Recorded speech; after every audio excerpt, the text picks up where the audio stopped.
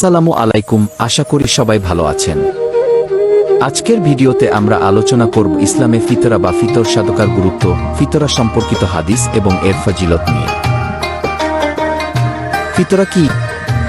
ফিতরা হলো রমজান মাসের শেষে ঈদের আগে গরিব দুঃখী মানুষের মৌলিক চাহিদা পূরণের জন্য প্রদান করা একটি সাদকা।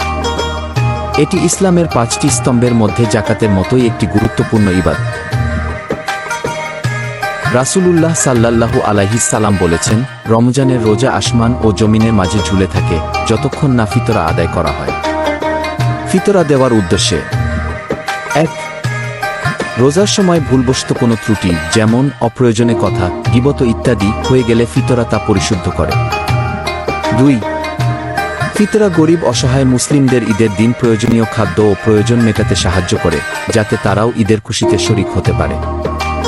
2025 সালে ফিতরার পরিমাণ: গম বা আটা 1 কেজি 650 গ্রাম বা এর বাজার মূল্য 110 টাকা।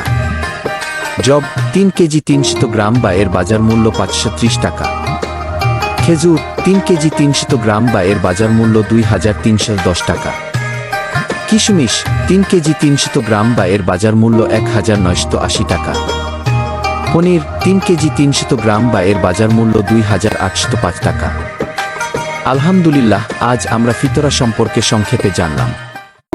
ফিতরা আমাদের ইবাদত ও সামাজিক দায়িত্বের একটি গুরুত্বপূর্ণ অংশ। আসুন আমরা সঠিকভাবে ফিতরা প্রদান করি এবং এর মাধ্যমে আল্লাহর সন্তুষ্টি অর্জনের চেষ্টা করি। উপদেশ: ফিতরা দেওয়ার আগে স্থানীয় ইমাম বা ইসলামিক স্কলার থেকে জিজ্ঞাসা করে নিন, যাতে সঠিকভাবে আদায় হয়।